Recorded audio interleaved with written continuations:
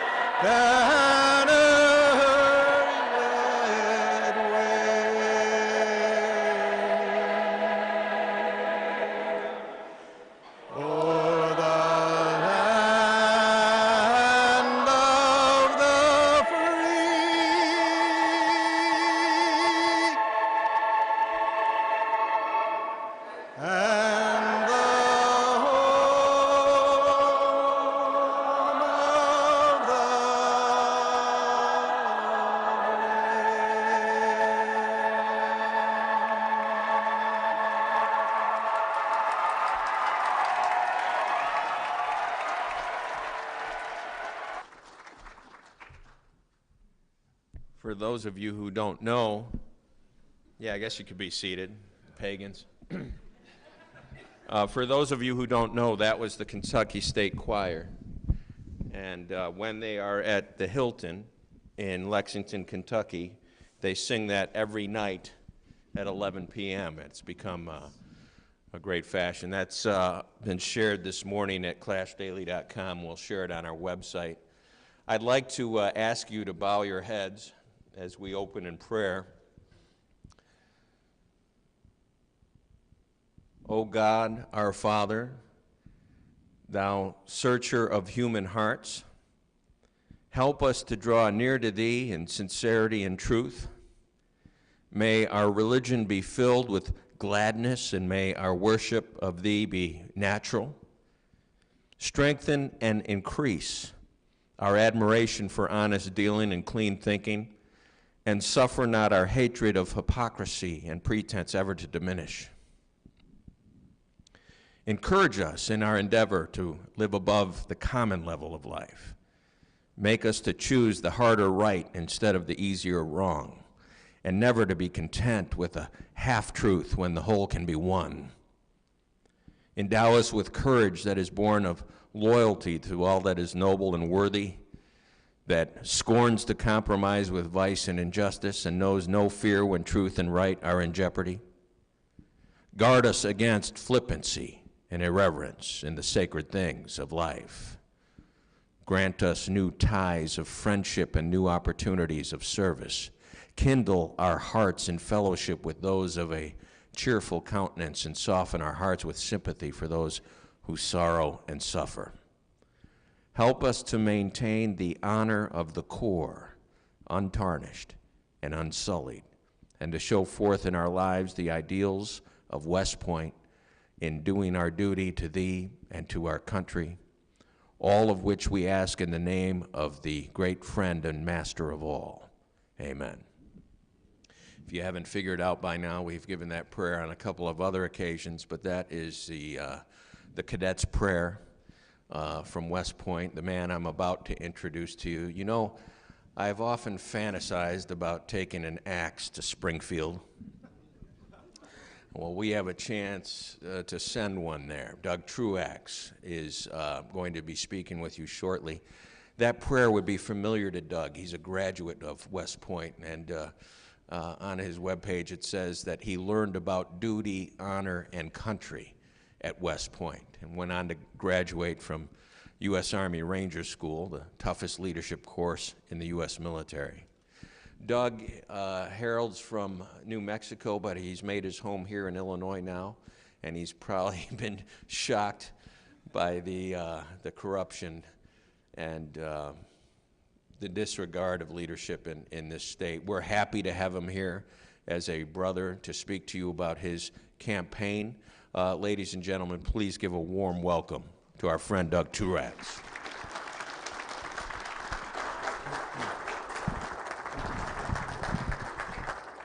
Thank you, sir. Appreciate it. All right, thanks. I haven't heard that prayer in a while. I should get that out more often. Well, thanks for taking the time to listen to me here today.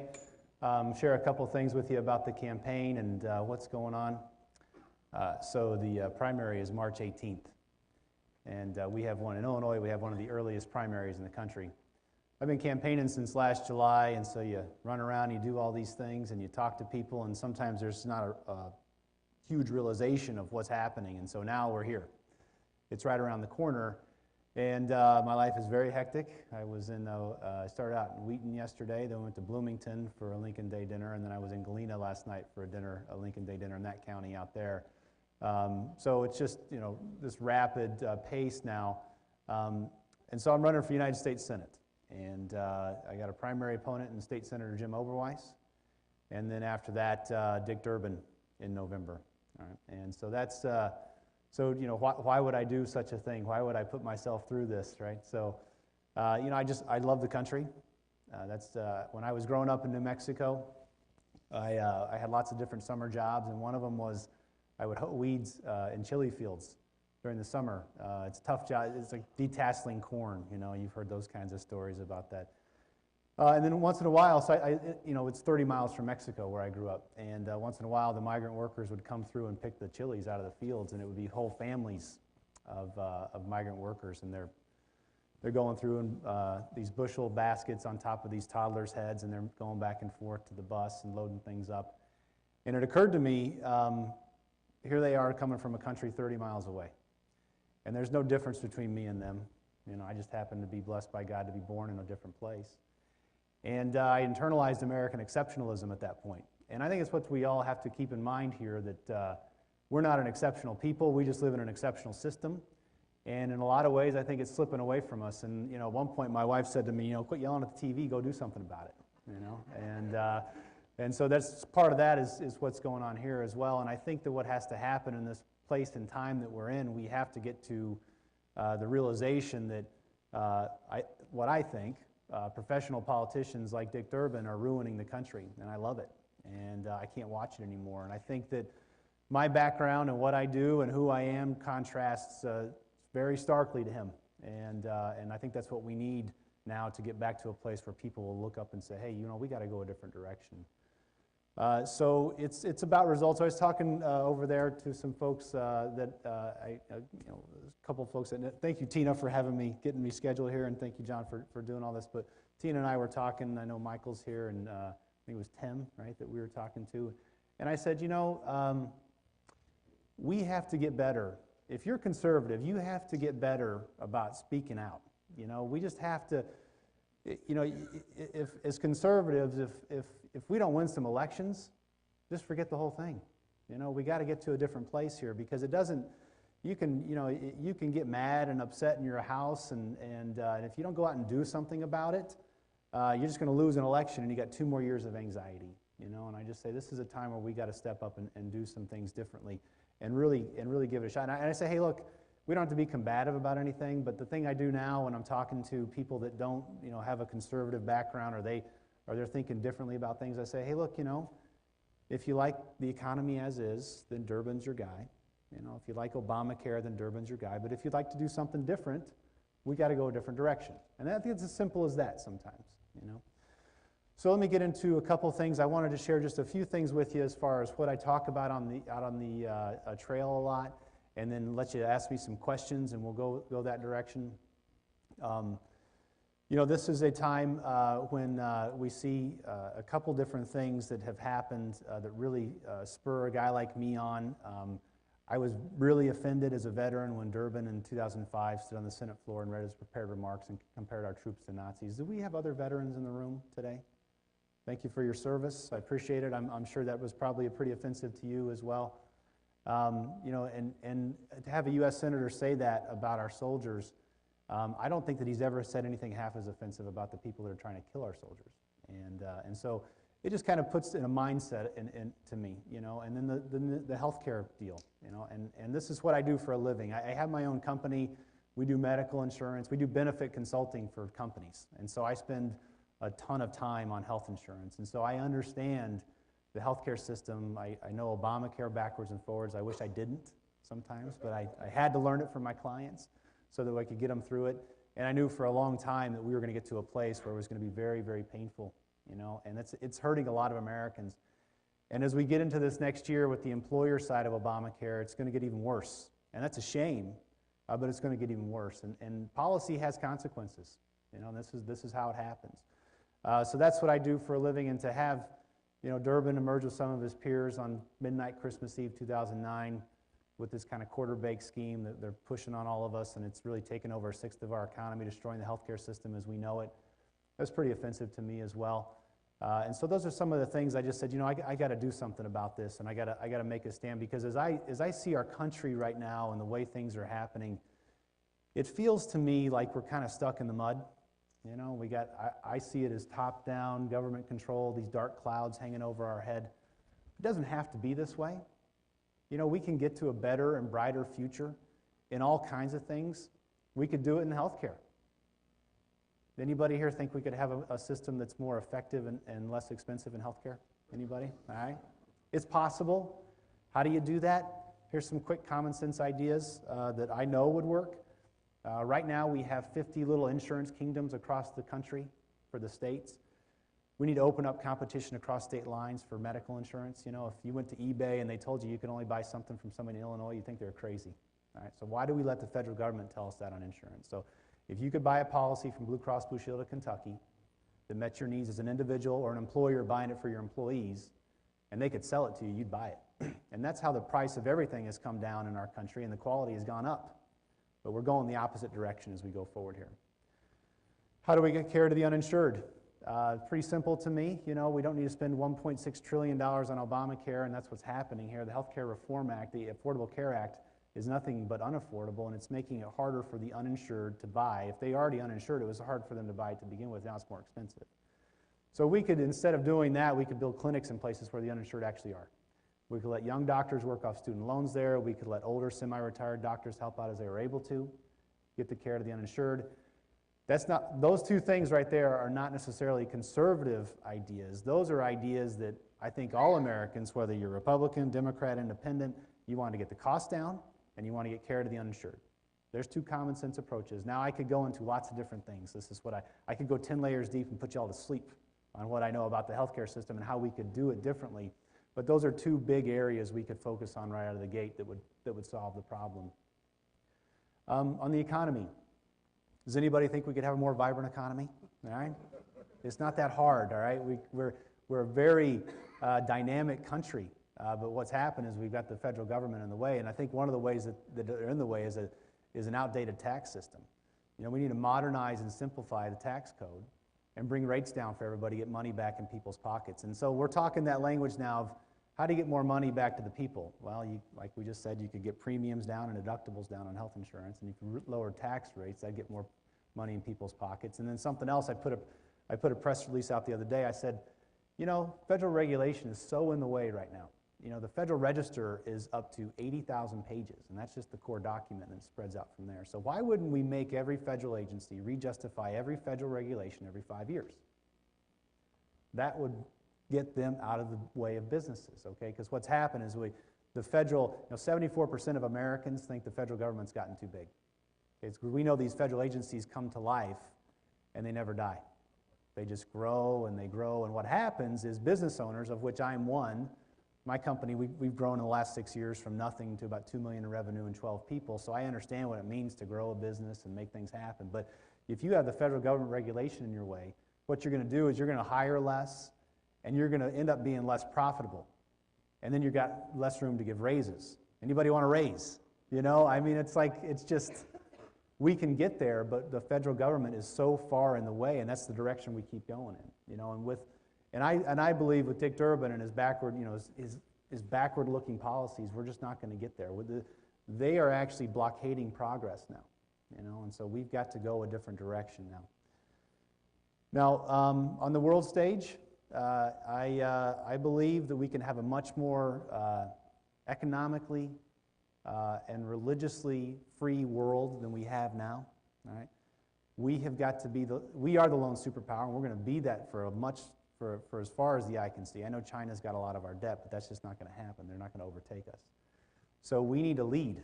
All right, and if you read a history book once in a while, you know that there has never been a time in history where a leadership vacuum has been filled with peace and prosperity. It's filled with chaos. So having said that, I wore the uniform, and I don't take going to armed conflict lightly, and we got to be careful in all directions. But the less leadership there is in world affairs, the closer we are getting to conflict. And we're seeing that right now. Okay, you get this hands-off approach on a lot of places, the closer you get to having all-out war. All right, so it's called peace through strength. All right, and we need to get back there, because this is just going to lead to more conflict. And we can lead the way. We got to get our own economic house in order and shine a light down the path of greater economic and religious freedom.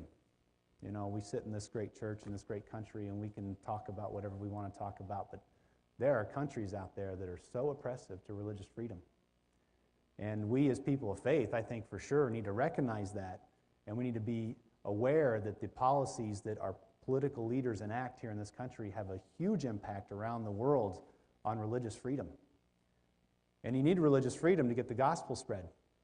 Am I right? Yeah. So this is all connected. It's not, I think for a period of my life I went through, I had my work life and some of my church life and all these different, it's not like that. This is all connected, and we all have to be aware of that. And if you think the government's not involved in your life, you're wrong. They are involved in every way in your life, and we have to be pushing that forward and saying, we're here to stand up, and we're gonna make a stand and tell you what we want you to do as our political leaders, not just let you do to us. So before I take some questions, I'll tell you that I do have a primary coming up here March 18th. And I think in order to beat Dick Durbin, I think we need a candidate that's a new face with new ideas. It's going to be attractive to the younger generations, fiscally conservative Democrats and independents as well. We need a candidate that has the passion and the energy to go the distance, and we need a candidate that's going to be a stark contrast to Dick Durbin in November. And the candidate has to also be able to nationalize the race, because there's no way. Dick Durbin's already got $5 million in the bank. All right, and it's just going to grow from there. But the only way to actually beat him from a campaign and election standpoint is to raise as much money as you possibly can, not only in Illinois, but on a national stage. So my opponent is Jim Oberweis, who is a good conservative, but he's lost 5 races in 11 years, and when you do that, you narrow down the amount of people that are going to vote for you. It's just a fact. So I would tell you, this is not, you can't ever think that Durbin is unbeatable. A lot of people thought Russ Feingold was unbeatable in 2010, right before Ron Johnson beat him in Wisconsin. All right, so it can be done. What we're doing in the campaign is Durbin's on that perch out in D.C., and he looks formidable, okay? But if we do like what we're doing, taking out that scaffolding one piece at a time, it'll happen.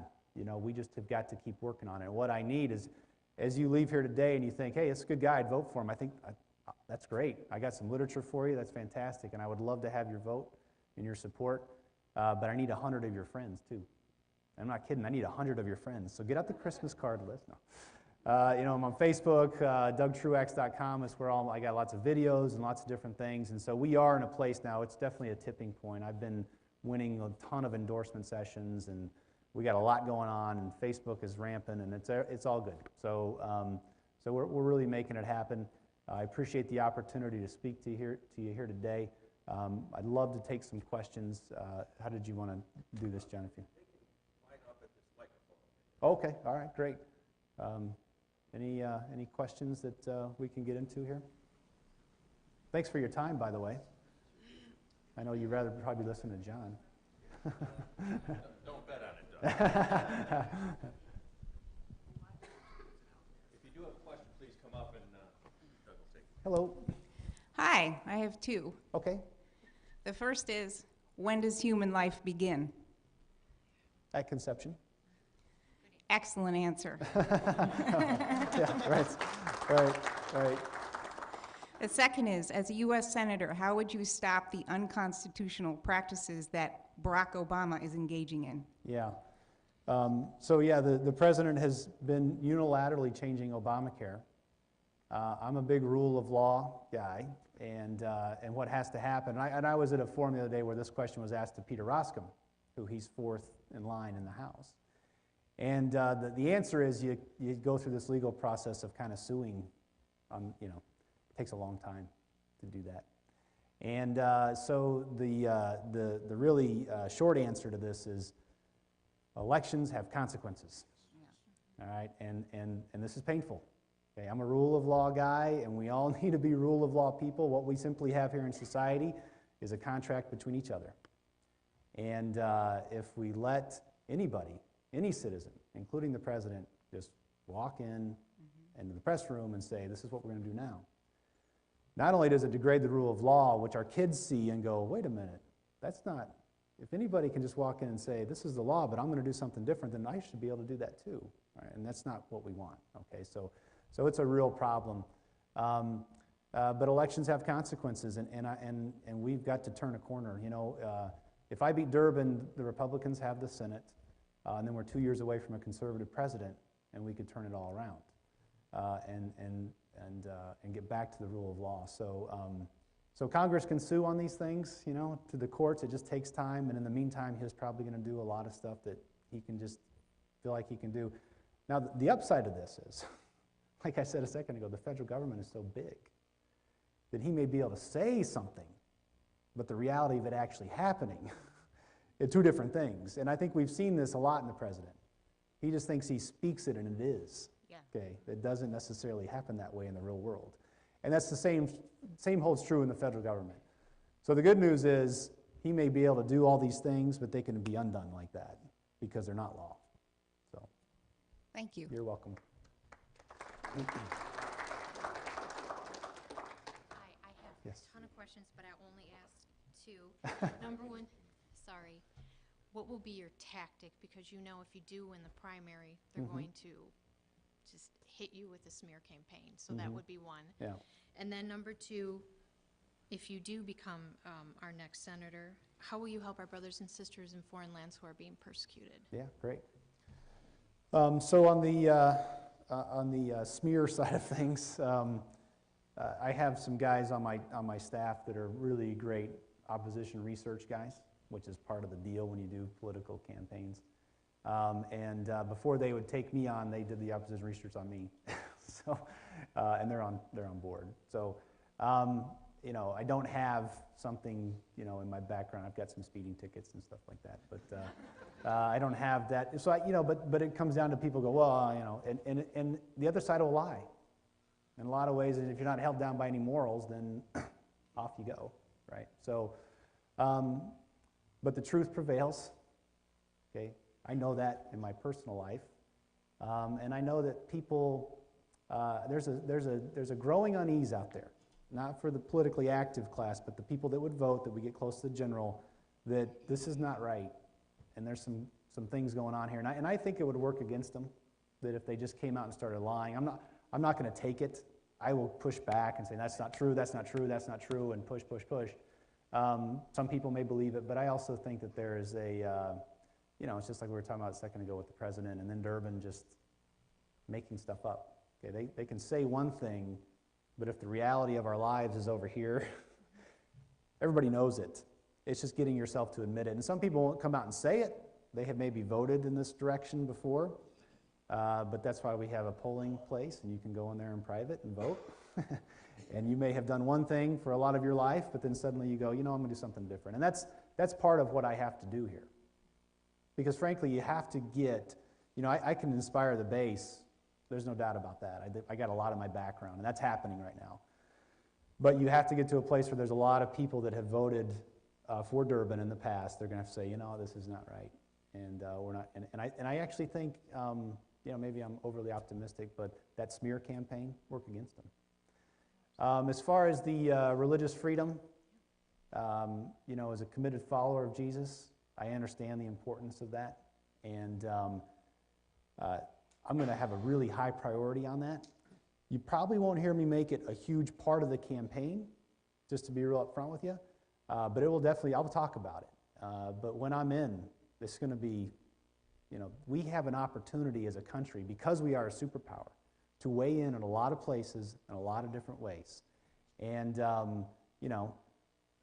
money has strings attached to it, no matter how it shakes out. And we do a lot of different foreign aid things, and a lot, so there needs to be, we need to have people in power in D.C. saying, you know what, if you're going to do that to your people, we're going to do this.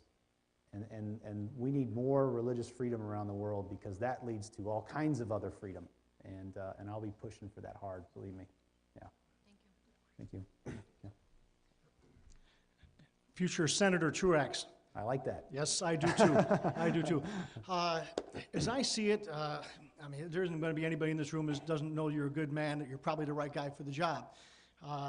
The way I see it, and I think the way a lot of people are going to feel the frustration before it really even begins, is that your enemies, as it were, aren't merely just Dick Durbin. Your enemies are going to be the media, and your enemies are going to be that metro Chicagoland area where you're going to have about 8 million people, some of which are going to be brainwashed liberal, some of which are going to be dependent on the liberal programs that they need to survive, that they feel are even slipping away now.